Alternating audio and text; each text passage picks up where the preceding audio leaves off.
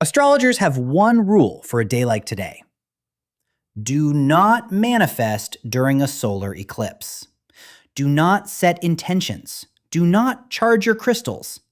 Witches keep a version of the same rule, so do temples. It is older than astrology itself.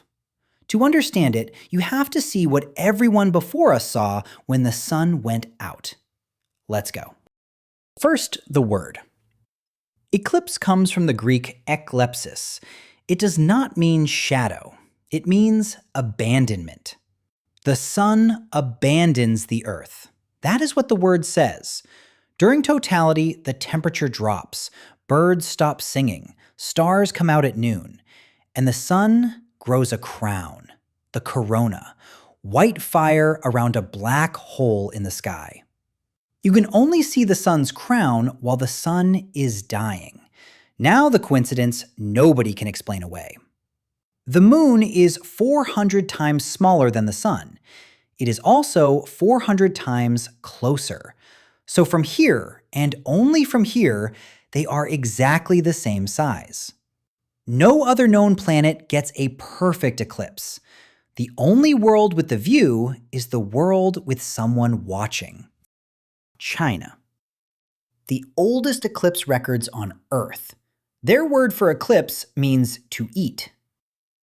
Something was eating the sun. They said it was a dragon. The defense was noise, drums, pots, arrows shot into the sky. Scare the dragon, make it drop the sun. It worked every single time. The story goes that two royal astronomers, Shi and Ho, failed to predict an eclipse. The empire was caught unprepared. The king had them executed. Skywatching was not a hobby. It was life and death. Egypt. The eternal enemy of the sun god Ra was Apophis, a serpent of pure chaos waiting under the horizon. A dark sun meant the serpent was winning. The priests did not watch helplessly. They fought back. They shaped serpents out of wax and burned them. They wrote the enemy's name and destroyed it. There was a manual for this, the Book of Overthrowing Apophis. State magic, performed on schedule to keep the sun alive. As far as Egypt was concerned, it never failed either. India. The legend says a demon named Rahu stole a sip of the nectar of immortality. The sun and the moon saw him do it. They told on him. Vishnu threw his discus and cut off Rahu's head, mid-swallow. The nectar had touched the head, so the head lives forever. And forever it hunts the two who told on him. An eclipse is Rahu catching the sun. He swallows it. But he has no body. The sun falls out of his severed throat. That is why the eclipse always ends. During an eclipse, temples close their doors. Cooked food is thrown away. Afterward, people bathe in sacred rivers. And here is the detail most people miss. The rules follow the shadow. Where the eclipse cannot be seen, the rules sleep. Where it passes overhead, the kitchens go cold. Babylon. The omen tablets were specific. An eclipse means the king will die. So the priests built a loophole, the substitute king ritual. It is documented in cuneiform letters. They crowned a stand-in, dressed him as the king, sat him on the throne. The real king hid and was addressed as the farmer. When the danger passed, the substitute king, in the words of the tablets, went to his fate. The omen was always right. A king always died. Greece. After an eclipse in his lifetime, the poet Archilochus wrote that nothing could surprise him anymore now that Zeus had made night out of noon. The Greeks read the sky as a message board, and 2 wars were decided on it. 585 BC, the river Halys. The Medes and the Lydians had been at war for 6 years. Mid-battle, the day turned to night. Both armies put down their weapons, on the spot. The war ended that day. The peace was sealed with a marriage.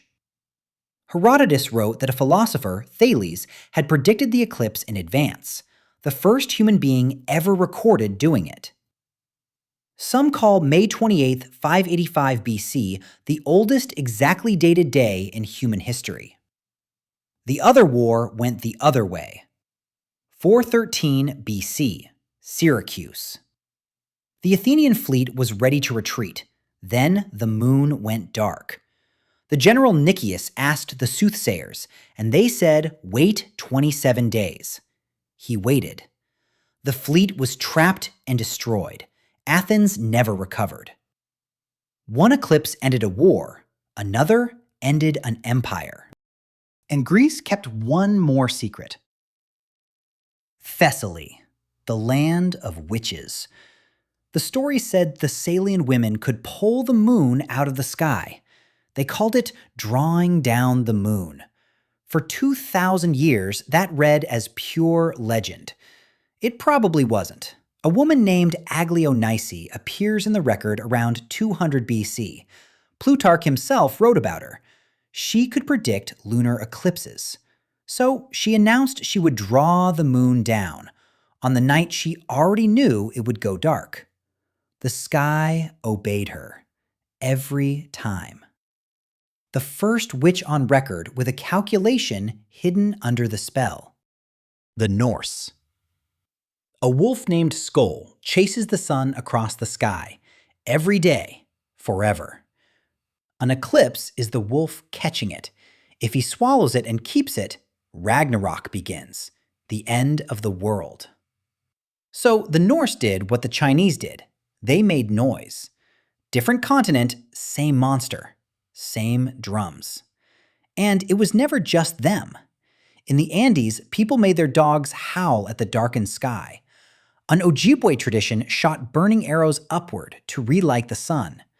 A Choctaw story blames a hungry black squirrel, chased off again with noise. Separate continents, no contact, the exact same instinct. 840 AD. Louis the Pious, son of Charlemagne, emperor of most of Europe. He watched 5 minutes of totality. The chroniclers wrote that he never recovered. He died weeks later. His 3 sons tore the empire apart and split it at Verdun, West Francia, East Francia. Some historians trace France and Germany to that treaty. The story goes that the map of Europe was drawn by an eclipse. Now, the rulebook as it stands today. Vedic tradition. The danger window opens 12 hours before the eclipse even begins. Temple doors close. Idols are covered in clean cloth. Do not eat what was cooked before it. Do not sleep through it. Do not begin anything under it. Bathe when it ends. The witches have their own list, and it agrees. Practitioners today use an eclipse for endings only. Banishing, cord cutting, shadow work. Some collect eclipse water, never for blessings, for severing. The rule under every rule is the same. This light closes doors. Do not open one under it. Even the one rule science endorses is ancient in shape. Do not look at it directly. We say retina, they said curse. The instruction has not changed in 4,000 years. Only the reason has. Which brings us back to the rule we started with. Modern astrology kept Rahu. His head is the north node of the moon. His body, Ketu, is the south node. They sit in every birth chart ever drawn. And here's the strange, true fact. Eclipses only happen when the sun and moon meet at the nodes. Read that again. Every eclipse in history has happened at Rahu's mouth. So why are you not supposed to manifest during a solar eclipse? The astrologers say the two luminaries are caught in shadow, unable to work as they should. The energy is chaotic, karmic, not yours to direct. The universe is making its own adjustments, they say. Your intention cannot outshout it. A new moon is a blank page. An eclipse is the page catching fire. You do not write on burning paper. Even the oldest astrology agrees. Ptolemy cataloged eclipses as omens that complete what is already in motion. They finish stories. They do not start them. So the modern advice is short.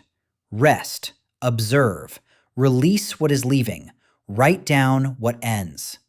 Set your intentions on the next new moon when the page is blank again. The manifestation rule, the witch's rule, and the temple rule are the same rule. Close the curtains, let it pass, begin tomorrow. 3,000 years apart, the advice never changed. One last thing. The fear and the knowledge were never enemies. The Maya feared eclipses, and the Dresden Codex, their surviving book, holds eclipse tables that run centuries ahead. They could compute the exact days of the thing they dreaded. Every time the sun dies, someone steals knowledge from it.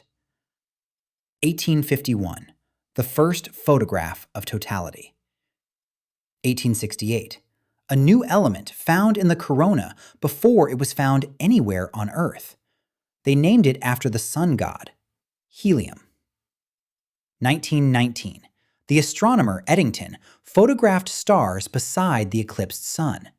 Their light had bent. Einstein was proven right during an eclipse.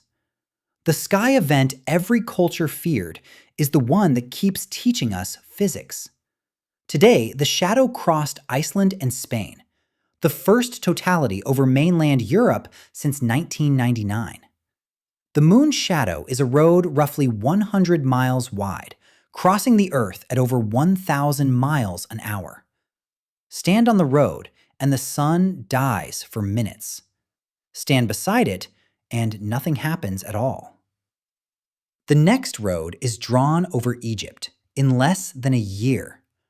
The serpent always comes back. The drums are ready. If eclipse days are for closing the curtains, the other 364 are for the real work. What the old schools actually taught about directing the mind is in a book I made. The Law of Attraction, what they actually taught. 129 pages. Link in the description. Rahu lives on in every birth chart. The nodes came from the Vedas. We have full films on the occult schools, on Tesla's 369, and on the tarot. The sun is back. Pick a door.